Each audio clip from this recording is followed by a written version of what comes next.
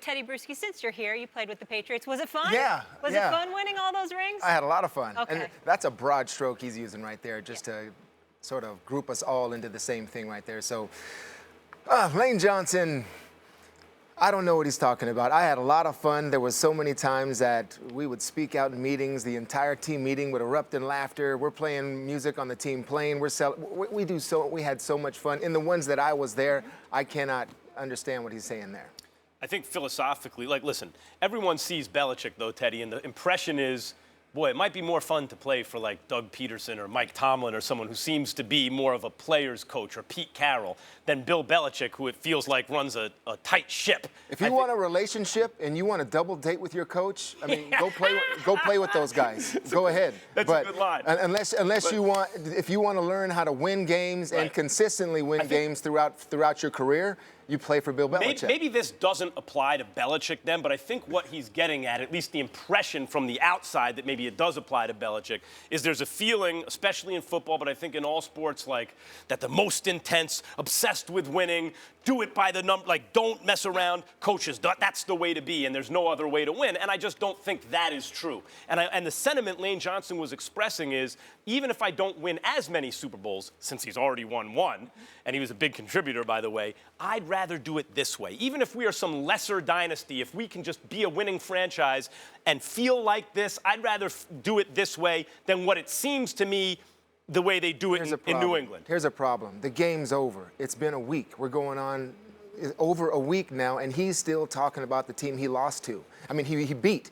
Why are you bringing up the Patriots when all you should be talking about is the celebration of your championship, the celebration of everything that you did?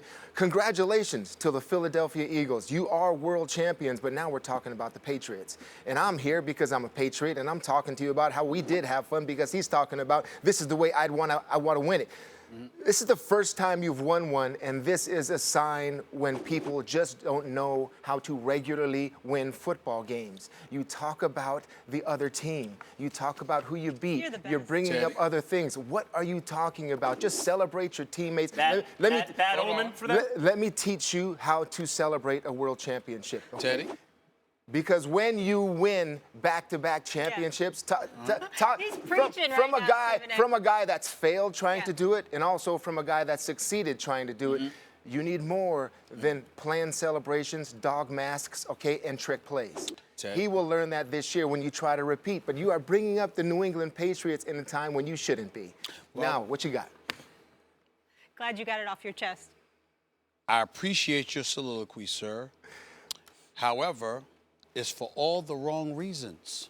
You don't have to sit up there and say everything that you just said means nothing. You know why? Tom Brady and the New England Patriots have been to 8 Super Bowls in the Tom Brady-Bill Belichick era. At least 10 AFC championship games. Okay. These Philadelphia Eagles, other than this year, had missed the playoffs 5 of the previous 6 years. What the hell is there to talk about? Not these Eagles. No. Excuse me. Yes, these Eagles, because Lane Johnson was on this team for a few years. Now, it might not have been every year, but the fact of the matter is he was on for the most part. 5 of the last 6 years as an organization, they weren't even in a postseason. This is the most asinine, maybe the most ignorant statement I have ever heard from a professional athlete. Allow me to read this quote. Okay. You only get to do this job one time, so let's have fun while we're doing it. Not to be reckless, but I'd much rather have fun and win a Super Bowl than be miserable winning 5. I'm sorry. I have never seen a 5-time champion miserable. I don't know who that person is. I have never seen a 5-time champion miserable winning championship. I've never seen that. Now, maybe I'm wrong. Maybe I'm missing something to Lane Johnson, but I have never, in all my years of covering sports, seen somebody miserable winning 5 championships. It has not happened. Fear-based organization. Yeah. Let me rephrase that for you. It's reality-based.